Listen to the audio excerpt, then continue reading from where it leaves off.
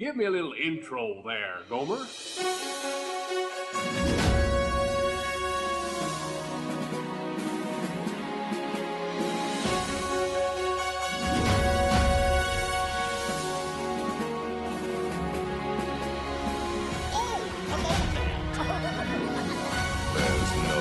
turning back now. Let's put on the show. You're listening to the Station 71 podcast. My name is Mario, and this week is kind of a continuation of last week. So Brian, Beth, and I kind of went overboard on the time limit that we had for last episode. So we split it into 2 episodes. If you listen to last week's episode, you kind of know that this is where it's going. So last week we sat down, we talked about what we think makes a classic attraction, the criteria, the things that we think fit into that mold for a classic attraction. And this week we decided to kind of break that up and do the continuation of the previous episode and give you some attractions that were in the parks and why we think that they are classics. So if you didn't listen to last week's episode, definitely suggest going back to listen to that. Here are kind of our rules for it, but if you need a refresher, we went park by park and did attractions basically based off of touring plans and their opening day to currently open stuff, and decided what is and isn't a classic attraction in our minds based off of the criteria. So this was kind of a fun little thing that we did, and we are really excited for you guys to hear it. So enjoy the show.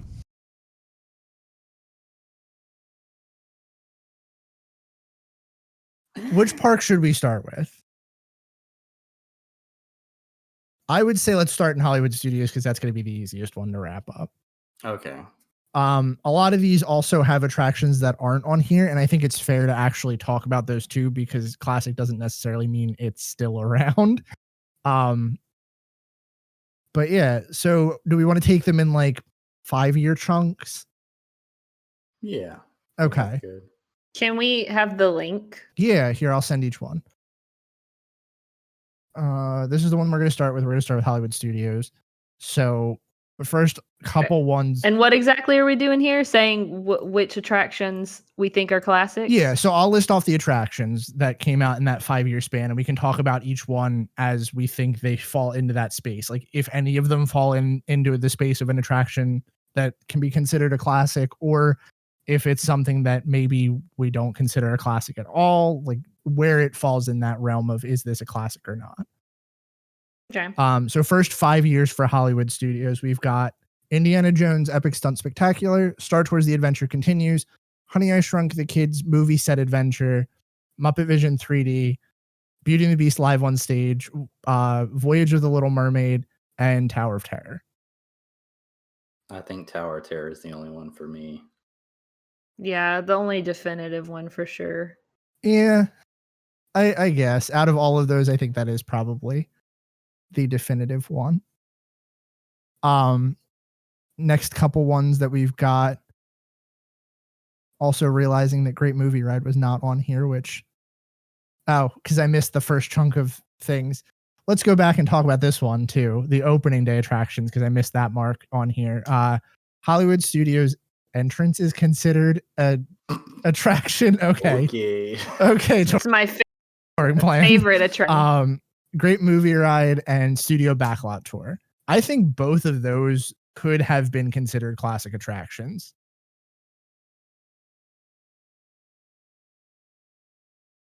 Anyone?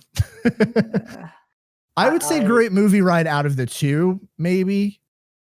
But whatever the opposite of nostalgia is, maybe that's clouding my judgment on the Great Movie Ride, because I was never a huge fan of it. But I do see where it meets a lot of the criteria we put forward. Yeah, I would say maybe Great Movie Ride if your driver was really good. Mm-hmm. Also, but that was a very big make or break thing for me, was this is just an attraction versus this is an experience, depending on who your driver was. That's fair. I did love Studio Backlot Tour a lot.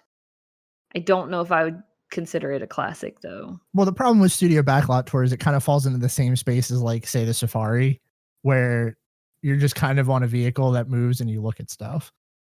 Yeah, it's like a Museum. Yeah, that's a good way to put it. But I do miss it. R.I.P. Studio Backlot Tour. Oh boy, this next chunk of attractions is going to sure be a fun dark one. time. Well, okay, let's start and go through the list. We've got Fantasmic, which is, I would say, is a bright start. You have Sounds Brightest. Sounds Dangerous with Drew Carey, Rock and Roller Coaster, Stars and Motorcade Parade, Playhouse Disney Live on Stage, Walt Disney Presents, and The Magic of Disney Animation. Real quick, before we go through these, can I just say that it's kind of insane to me that there was a 4+ year period where there was not a new attraction opened up at Hollywood Studios? That's pretty crazy to me. But you know what's even more crazy? It's kind of the standard now. Yeah. I would say Well, Fantasmic is a classic if shows count. that's what I was gonna say. I think of this bunch, Fantasmic, and I don't know if One Man's Dream counts. It's more of a classic movie. Yeah, But I love it, but I don't know if I really consider it even in the same criteria that we're judging right now. yeah. Yeah. If we're talking about museums, that one is quite literally a museum. Right. I would say Fantasmic. Out of all of these, I think that's the only one that really qualifies. Yeah. It's not a hard pick for me. I'll pick Fantasmic over almost anything. I mean, talking about darker times, let's go through this list now.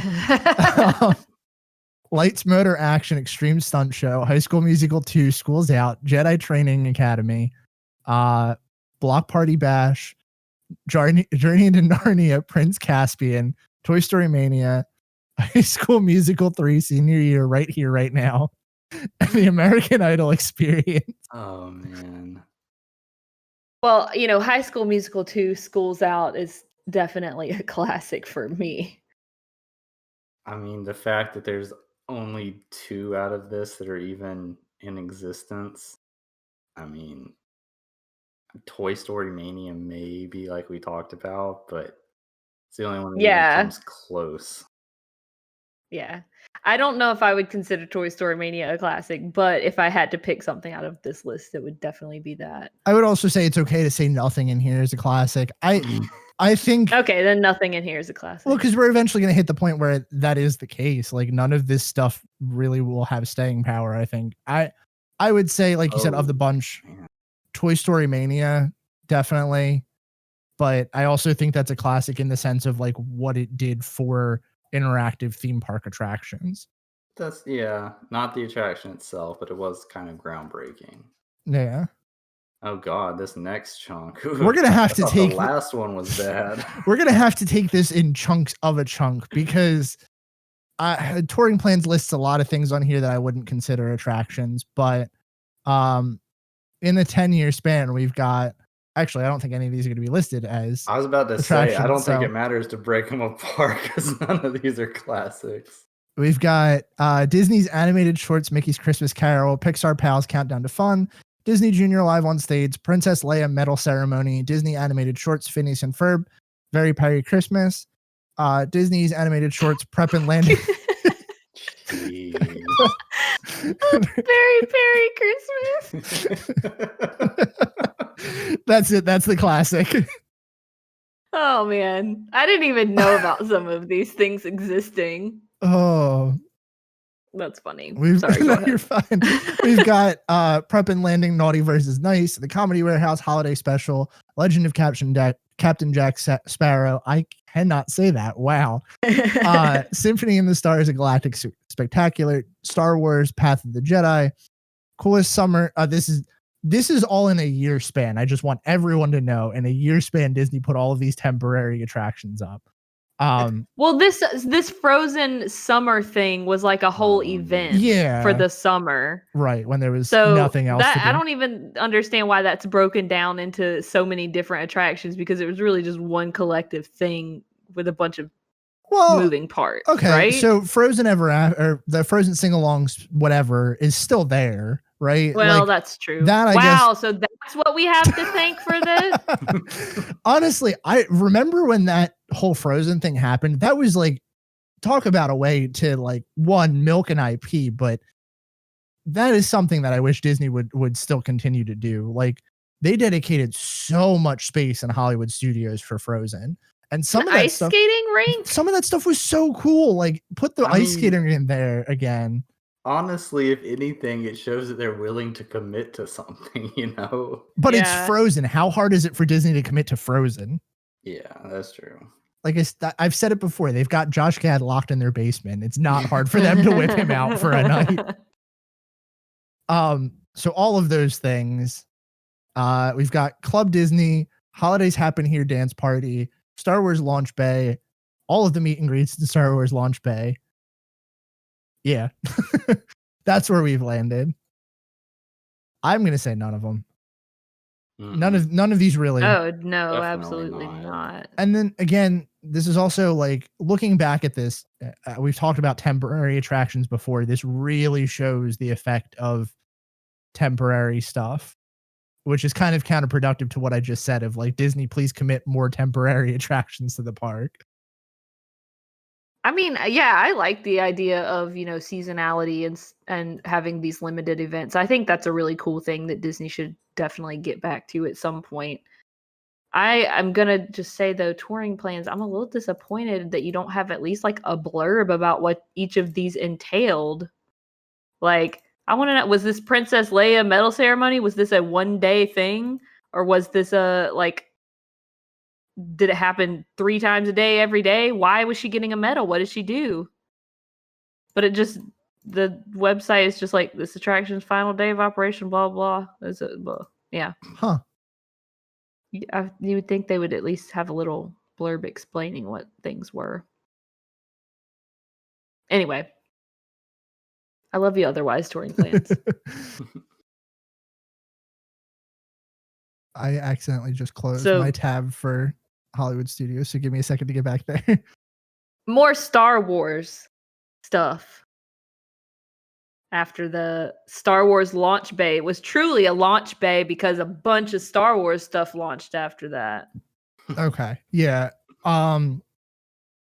This is another weird chunk of time because there's a lot of things in here. Like, the rest of this list is pretty much the next 10 years. So all of Star Wars Launch Bay, we kind of covered that. Mickey and Minnie starring in Red Carpet Dreams, Star Wars Galactic Spectacular, Jingle Bell, Jingle Bam, the BB-8. Excuse me, sir. What? You skipped over a couple of things. Did I? Oh. March of the First Order and Star Wars: A Galaxy Far, Far Away. Well, I included them in the Launch Bay stuff. No, those are not in Launch Bay, Mario. Well, First Order is definitely not, Bay. and I guess Star Wars Galaxy Far, Far Away wasn't. That was that ugly ass stage. Oh my gosh, it was the theater for so long. Well, to be fair, and it was literally here's characters from the movie coming out and standing on stage. To be fair, though, that stage was there way before Star Wars: The Galaxy Far, Far Away. That stage has rotated in and out for years. But that was just so extra. Yeah. Well, that was also the year that they decided to get rid of Star Wars weekends, which talk about it. Every weekend became Star Wars weekend. Yeah, the entire park was Star Wars after that. Could you imagine? I know this is derailing it a lot, but could you imagine if they continued, like if they had a time frame dedicated for Star Wars weekends in Hollywood studios now, how much better that would be? How would they put more Star Wars in? So do you remember Star Wars weekends at all? I don't think I ever attended them. Okay, so what it was like a special period of like time where you could go to Hollywood studios and you would have like extra Star Wars stuff. They would have different, like, obviously it was a lot of the stuff that they have now, like the March of the First Order and things like that, but they would have different events that went on. Like they had some of the movie actors would actually be in the park for like talks on the movies and stuff like that. They had like special characters that you could see roaming around in the park. Here, Here, I can send you a list of the appearances based off of Wikipedia, and you can look at these and just tell me that this wouldn't draw in more of a crowd to Hollywood studios. I'm not going to spoil some of these because, like, there were a lot of big name people that attended multiple years in a row. Oh, wow. We've pretty much ruled out that all of the stuff that rolled out when they started to gut Hollywood studios pretty much isn't. When they stole its soul. Yeah, we move into the like actual rebuilding of Hollywood studios in 2018 with Alien Swirling Saucers, Slinky Dog Dash, Disney Junior Dance Party, Celebrate with the Incredibles at Pixar Place, which is that really an attraction?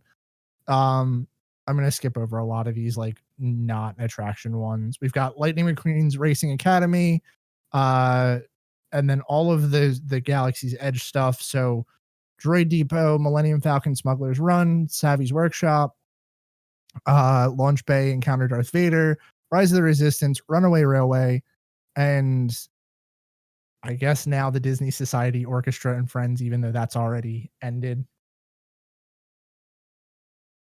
Any of those a classic? No. Not in my mind. Yeah, I would say no.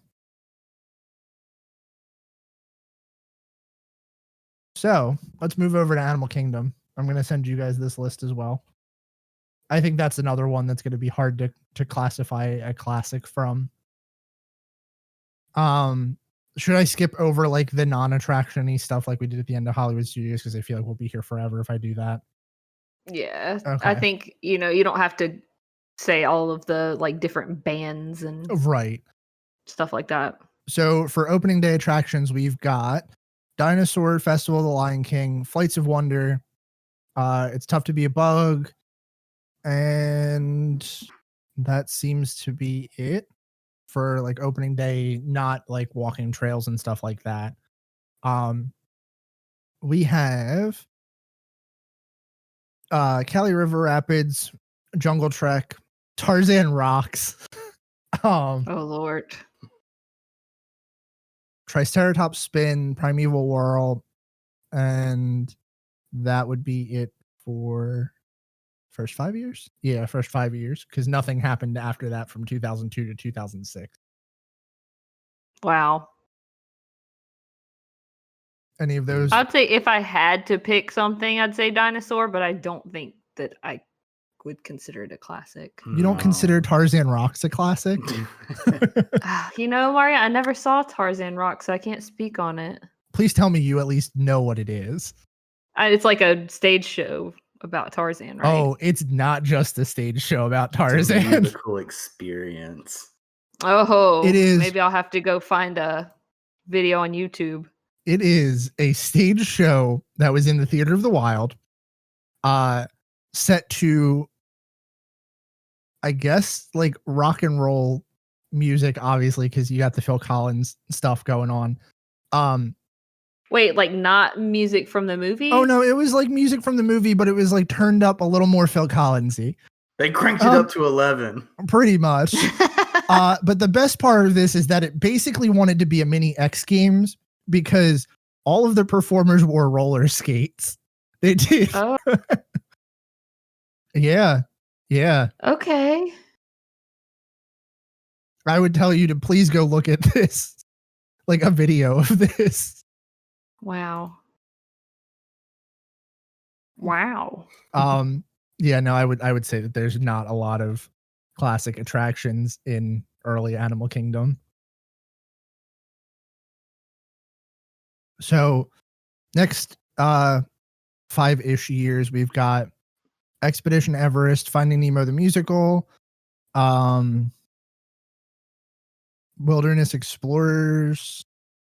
That's outside of that. So Expedition Everest and Finding Nemo the Musical, classics, yay, nay.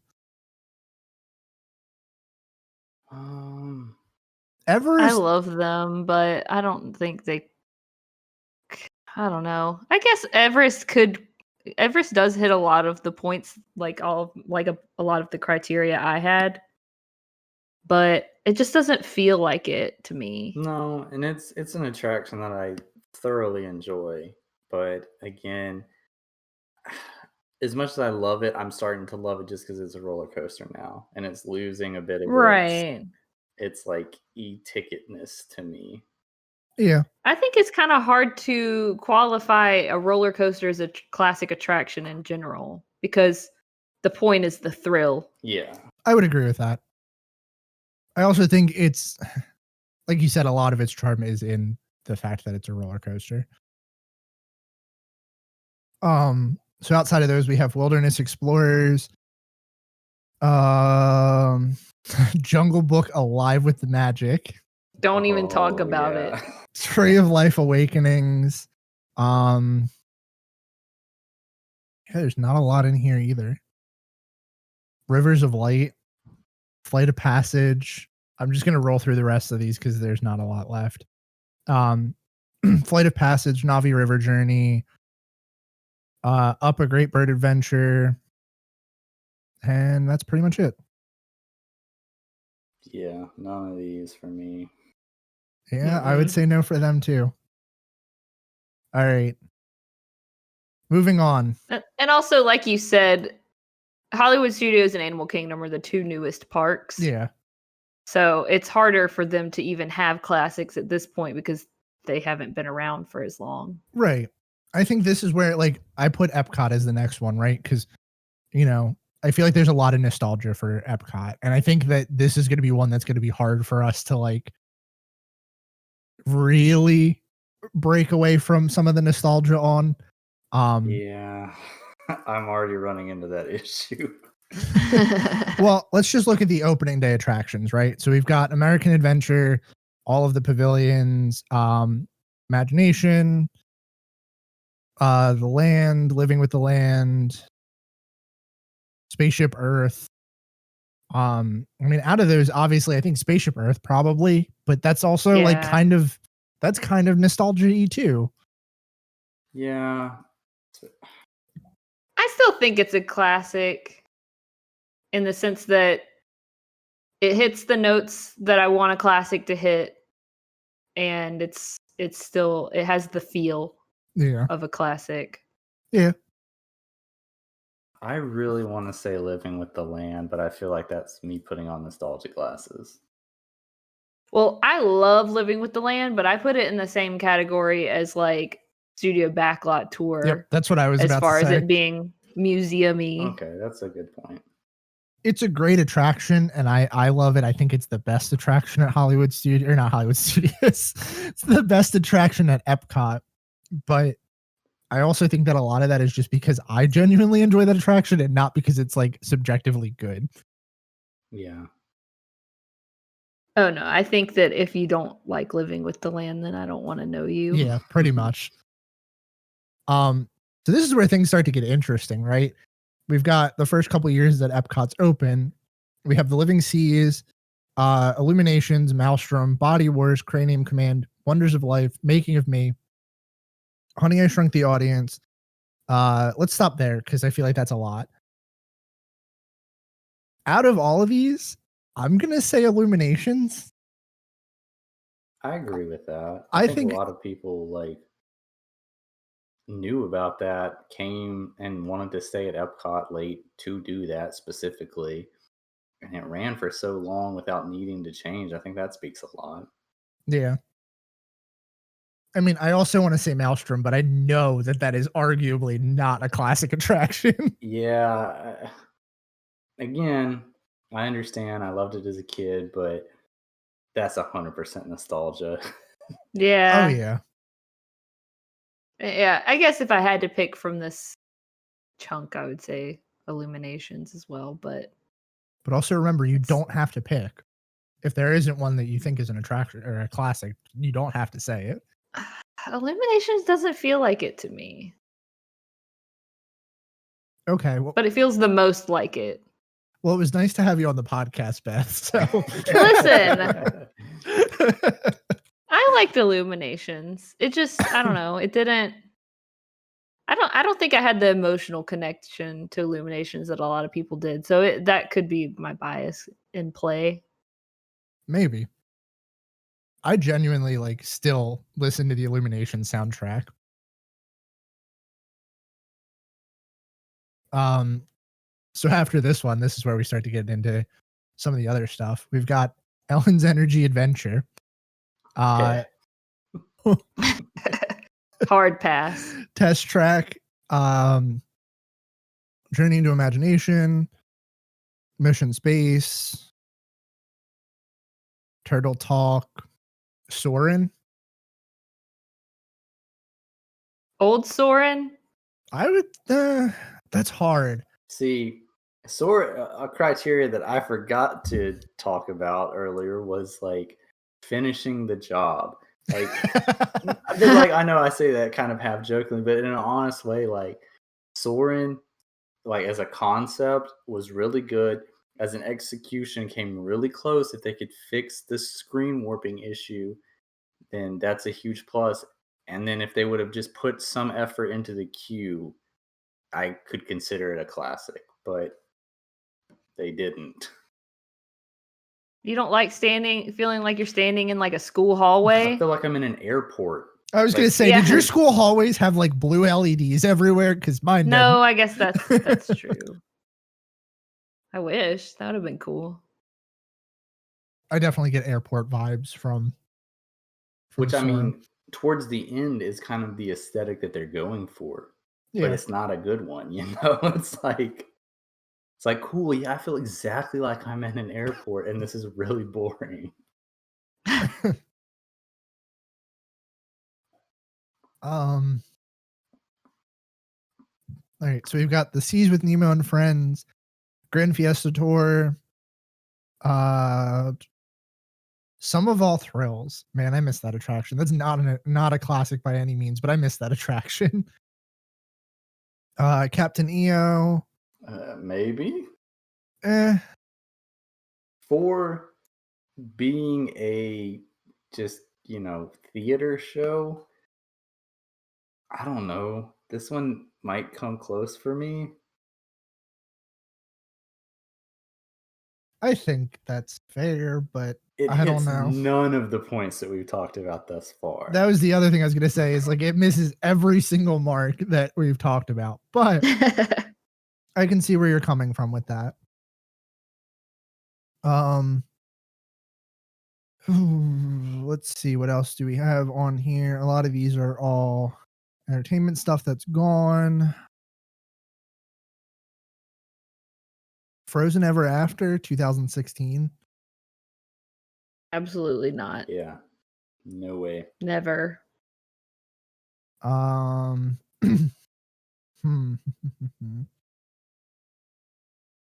That's it. That is pretty Right? much it, yeah. Epcot forever. Beauty and the Beast sing along. Well, so Touring Planes also doesn't list a lot of the like attractions that didn't get replaced by things like Horizons wasn't on here, but like a lot of people would consider that an attraction. Or not an attraction, You but mean like a classic? Yeah. Yeah. I mean, it was an attraction. Definitely, it was definitely an attraction. The classic part is the subjective part. I've said my piece on Horizons plenty of times. I had never experienced it personally. I feel like if I had, I would probably have considered it a classic, though. I will say, I feel like every time I say this, I open the door. But I don't know that I would. I also didn't experience it, and I guess that's probably part of the problem. But I also think that this is a prime example of the nostalgia point that we were making before, right? Like, I think my biggest issue with Horizons and the people that love Horizons for it being Horizons are people that never rode Horizons, right? Like, Yeah. those people appreciate what the attraction did going forward, and that's a point that we talked about and touched on. And I think, yes, it falls into that, but I also think it kind of has the same issue that Carousel of Progress has. Now, I would consider that a classic, but I also think that the benefit that Carousel of Progress has over Horizons is that it's got Walt's fingerprints on it. And there's something about this attraction that every time it gets brought up, I'm like, yes, it probably was great and people loved it for a reason, but I think we over appreciate it for what it was. That's a good point. Like, I think one of the biggest things is if it was still in the parks today, would people care about it as much? Right. It's like Maelstrom. Like, people say what Nobody they want. cared about it. Nobody gave a shit about Maelstrom until they took it away. Nope. Yeah, and that's been my thing with it. Like, I think it went away like at the perfect time, right? Because it went away at a time where the internet was huge. People were like online and vocal about it. It's like the whole Mr. Toad thing, right? Like we've talked about the website that's dedicated to saving Mr. Toad, right? Yeah. And I think that that's part of the big, you know, lore behind Horizons, because you have places like what is that website, Beth? I know you know what I'm talking about. Mesa Verde Times. Yeah, that one. Like stuff like that logged it in a way that makes it feel historic. I feel like if that wasn't around and this was just an attraction that closed before the time that people were vocal about things online, like we wouldn't even be talking about it right now. I gotta ask Brian, did he hurt you when he said that about Mr. Toad? Honestly, see, and again, I love Mr. Toad as a kid, and going back and watching ride-through videos of it always like sparks joy for me to see it again. But looking back at it, like it is so classic and not in the good way. Like it is the campiest attraction I think Disney has ever had in a park before. So I wouldn't really consider it a classic in this sense that we're talking about. You know, I got to ride it at Disneyland, and I'm assuming it's pretty much a carbon copy of what it used to be at Disney World. And I agree with you in the sense that it was very campy, but I gotta say, as an adult, it's still kind of scary. I loved it. It had one of the most adult storylines of any Disney attraction ever. So that's cool. But yeah, I mean, it's like when 90% of the attraction is like pop out, like plywood cutouts of characters. It's like, okay, this isn't really like Imagineering at its highest point. No. Yeah. So the stuff in Magic Kingdom, opening day stuff, we've got Country Bear Jamboree, Dumbo the Flying Elephant, Hall of Presidents, Haunted Mansion, It's a Small World, Jungle Cruise, Mad Tea Party, Peter Pan's Flight, Prince Charming's Carousel, Snow White's Scary Adventure, Tomorrowland Speedway, and Enchanted Tiki Room. And the Railroad. I'll throw the Railroad in there because I think that that's actually an attraction in this park. Yeah. I mean, there's a good bit from this list. Yeah, I was like almost all of these. That's why I stopped specifically at opening day stuff. Like, I feel like a lot of opening day things are, you could consider them classics. I mean, obviously we all agree on Haunted Mansion and Haunted Mansion. I definitely would say It's a Small World and Jungle Cruise in there too. Yeah. I thought you were going to say we can all agree on Country Bear Jamboree. I was going to say, you're so lucky Kirsten's not here. Again, I will say I love Country Bear Jamboree, and I do not think that it is a nostalgia thing necessarily for me. But I also, again, I'm trying to look this through other people's eyes and not just mine. And I know a lot of people are not going to consider this an attraction like I do. So I don't know if I could put this on like a more objective list of classics. All right, so I also love Country Bear Jamboree. I would be okay with it being on a list of classics. Right, I want to talk about It's a Small World. Yes, let's talk about the creepy doll attraction. Because I feel like this is pretty unanimously considered a classic attraction, but I don't really get why it doesn't fit most of the criteria for me. Other than the fact that it's old and Walt had a lot to do with it. It was, the 1964 World Fair thing. Can anyone explain why it is so beloved? I think that's it, though. That is exactly the reason people consider like the art style. Love it. Love the art style, not the dolls necessarily, but like the set pieces and stuff. Love that Well, art style. Okay, so you've hit literally all of the reasons I think it is a classic attraction, or at least considered a classic attraction, right? It's got the Mary Blair art style, which like a lot of people associate with like classic movies, like classic Disney movies, and I think because of that, that makes it a classic in its own right. But then also it's got the Walt footprints, right, or fingerprints, because this is an attraction he had a hand in. This is an attraction that he worked on, and like, you know, the whole World's Fair thing. I think the history's there. And I think that's why a lot of people consider it a classic. Like, also because it's an opening day attraction and it's like an actual attraction too. Because like, who's really going to consider the Teacups a classic attraction? No matter if you like them or not, you can ride them anywhere, but you also can't ride It's a Small World everywhere. Yeah, that's But true. Mad Tea Party is an opening day attraction. Well, that's what I was saying. Like, you can ride the Teacups. Oh, you were anywhere. saying this just because it's an opening day attraction doesn't mean it's a classic. Yeah, I was arguing kind of against that, but also for that at the same time. I think because it's in typical Mario fashion. Yeah, well, because like, okay, so my logic was like the teacups are an opening day attraction, but you can ride them, like you can ride a teacup style attraction anywhere, right? But you Mhm. also can't ride It's a Small World everywhere. So I think that No, but I mean, just because Disney World's the only place you can ride it, or a Disney park is the only place you can ride it, I don't think also has any effect on whether or not it's a classic. Or maybe not any effect, but it doesn't have a big effect. Like, well, I think that there's Dumbo style rides a bunch of places. It doesn't make I guess that's true those too. Yeah.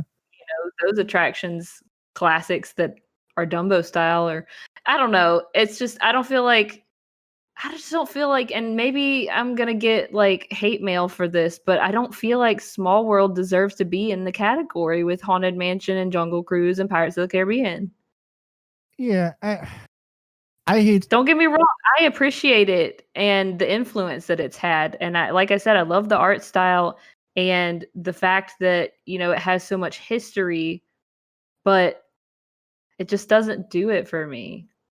Right. And I hate to say that because like I feel like it should be considered a classic, but I also think the only reason I feel like that is because Walt had a hand in it. That's the only reason that I feel like it should be considered a classic even remotely. But it's just like Autopia. Yeah. Walt had his fingerprints on that too, but it's not a classic. No, and I think I think you have struck a very weird medium of like it's considered a classic, but I just don't get. You don't get why. I don't think it deserves it, I guess is what I'm saying. I get where you're coming from. And please don't send us angry emails about it, okay?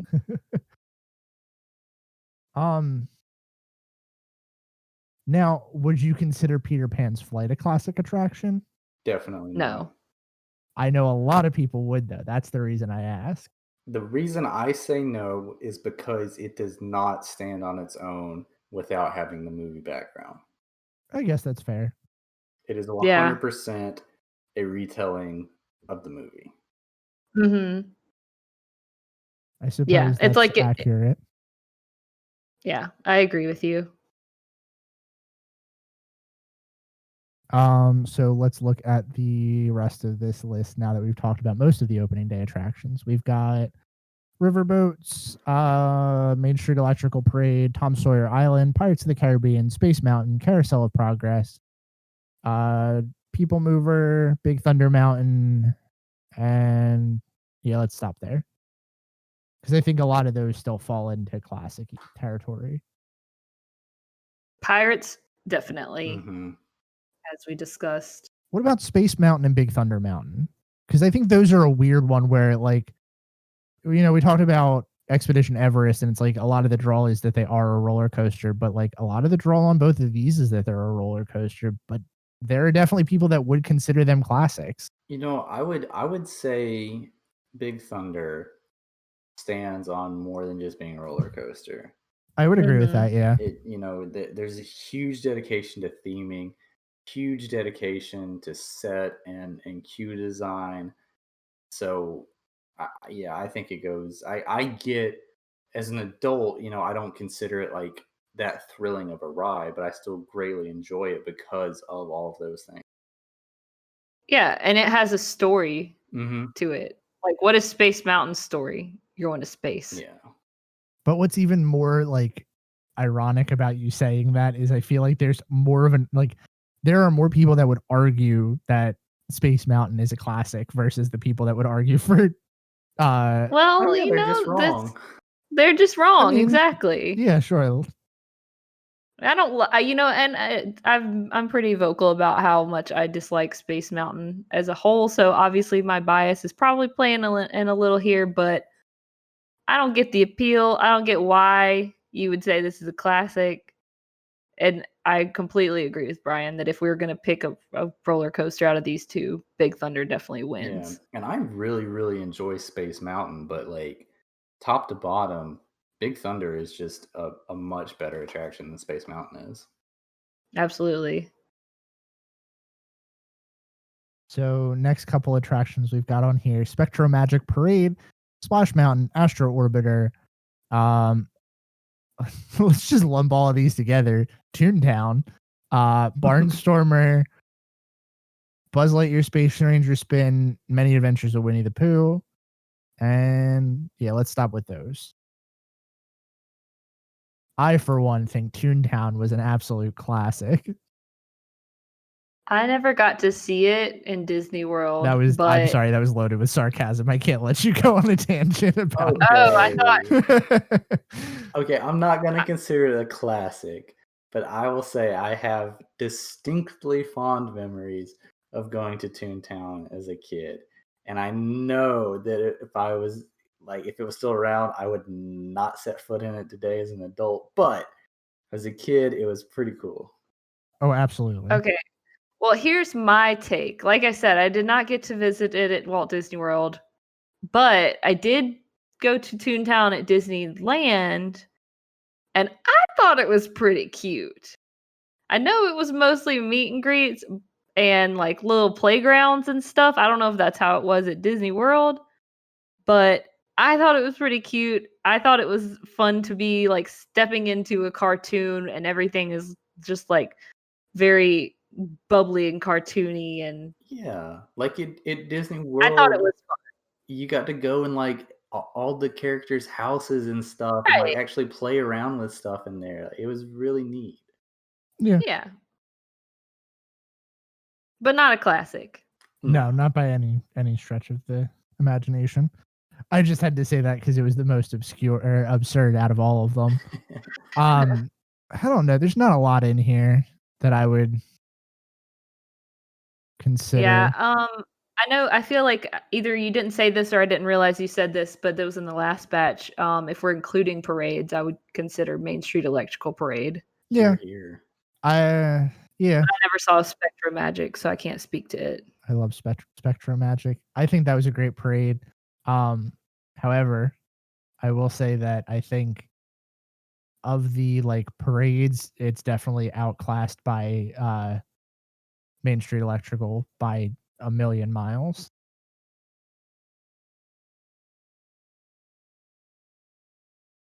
I mean, I guess you could kind of make the argument for Splash. Some people will. I would I make the won't. argument for Splash. Yeah, I would too. I love it because it's like the opposite of Peter Pan, whereas Peter Pan relied 100% on the movie that came before it. It was like Splash Mountain did everything that it could to separate itself from that movie. The one thing that is so wild to me about Splash Mountain is that Disney was just like, yeah, this movie that we're never going to talk about, let's just put all of those characters in an attraction. Right. And I mean, this was, That is pretty wild. and it would make sense if it was like an opening day attraction and they kept it around. But it wasn't. It This is came so out far in after. 92. That is not that long ago. There's a lot about Splash Mountain that's incredibly bizarre to me. So we ended with, I think Magic Carpets was the next on our list. oh boy, okay, Magic Carpets, Share Your Dream Come True Parade, PhilharMagic, Wishes, Stitch's Great Escape, Trolley Show, All of these are variations on other thing. Dreams Come True Parade. Maybe we already said that. Oh no, that's Share a Dream Come True and Dreams Come True. Jesus, Disney with the naming. Dream. There's like, if we just change it a little bit, it's a brand new thing. Well, and then you also have Dream Along with Mickey. So like, was this during Year of a Million Dreams? Oh, I thought that Or was that later? No, that was 2006. That makes perfect sense. That's why there's so many dreams happening over here. Gosh. Wow, that was. I now feel very dated by this. Any of these, I'm gonna fight with Kirsten here. Wishes. Let's do it. Let's say that Wishes is a classic, but that's all nostalgia. I'm only saying it because Kirsten's not here and somebody has to say it. I will say if she was here, I would 100% fight her on the fact that I don't think that it's great. It's my favorite nighttime show. It's my favorite fireworks show. Even with Happily Ever After existing, I have a special place in my heart for Wishes, but that's all nostalgia. Yeah, I am kind of glad Kirsten's not here to fight us on this because I don't think that Wishes is considered a classic either.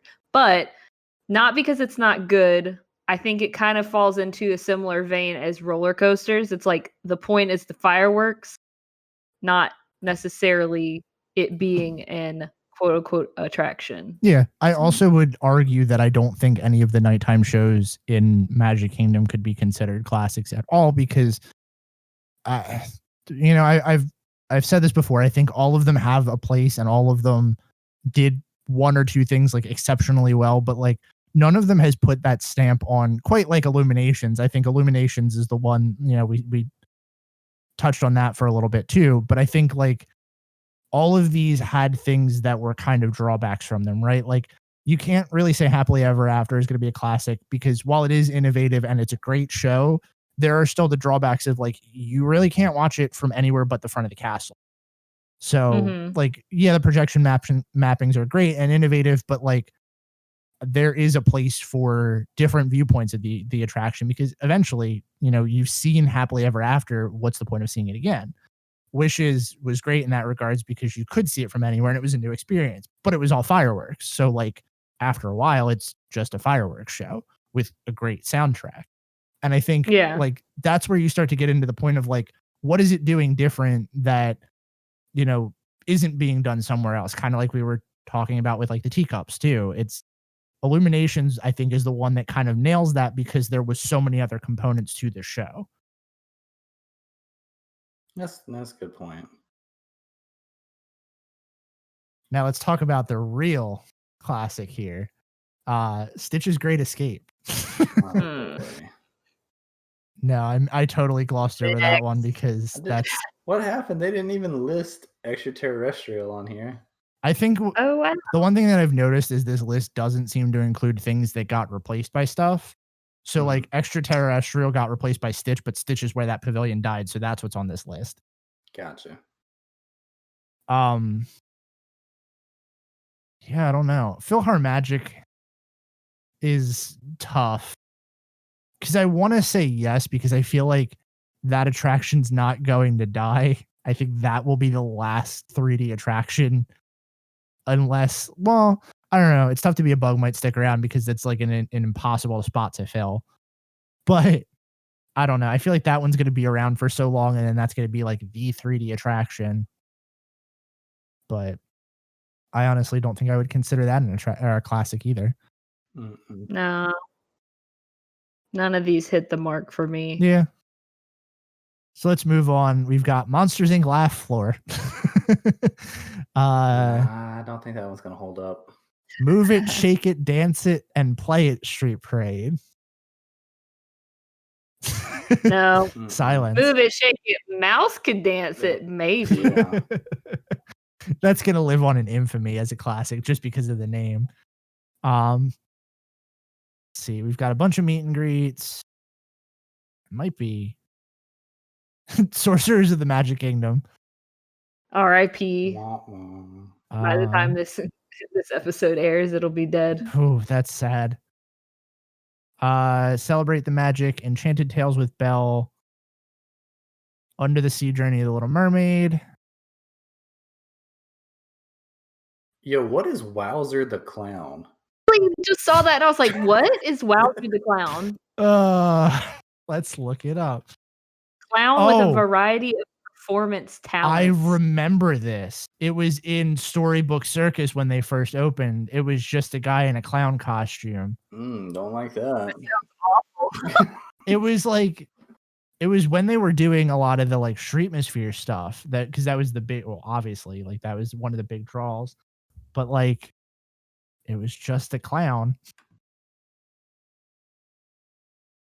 Apparently there was a group of them. They were called the Giggle Gang. Oh, I remember hearing about that. Wow, some of them are definitely creepier than Ooh. others. Oh my god. Like the guy with the glasses. No, the like red-haired woman. I don't know. The guy with the glasses isn't that bad. I don't know what it is about that woman above him that I don't like.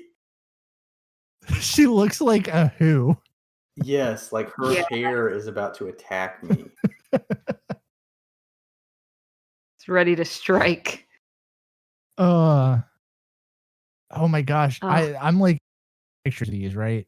And I'm remembering this, but I more so remember the clown band gang that came out with them. I never saw this and I am not sad about it. I feel like this was very short-lived. Okay, what is it? There's too much stuff going on here. They are clowns, but also firefighters, but also musicians. But like, look at They are be two multi-talented. things. look at this and tell me that this doesn't fit the aesthetic of like Storybook Circus perfectly. I don't think it does. I don't I know. like- It does. I like the idea of Storybook Circus being like cute and classic, not literal creepy clown circus. Well, that's probably why it only lasted for 2 years. Well, it fits the aesthetic in that I generally avoid Storybook Circus, and this would surely make me avoid Storybook Circus. That's Oh. probably why I never saw this, is because I never go to Storybook Circus. Oh man. Well, looking at this list. Ooh, what is voice play? That sounds naughty.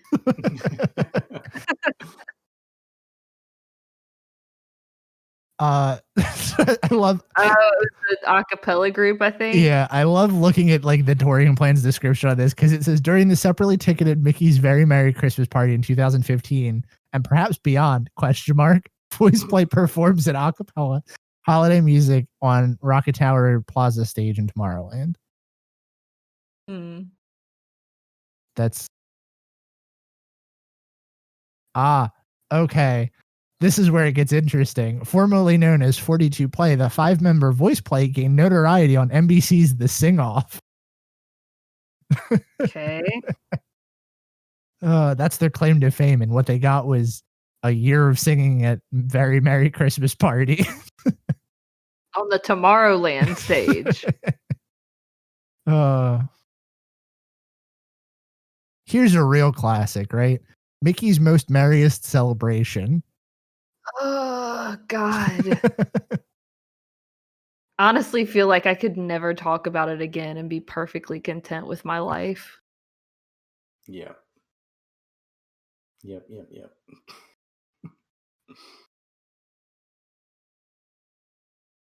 I love that they list the things from Very Merry on here because I'm like, what are reindeer wranglers? That has to be a Very Merry thing. Yeah. But that's pretty much it. I mean, we talked about Seven Dwarfs. I mean, we didn't talk about it, but that was in here. I don't know. What about great moments in American history? I hate to break your heart like this, but I don't think that that's a classic. Yeah, you're probably right. Something they should definitely bring back though, so that we can determine, you know, we can watch it a few more times and make sure. Yeah. Then that's going to be where we're going to wrap this week up, folks. Hope you enjoyed this episode. It was definitely fun to sit down and talk about what we think are some classic attractions, and it's always fun to have a little bit of debate in there.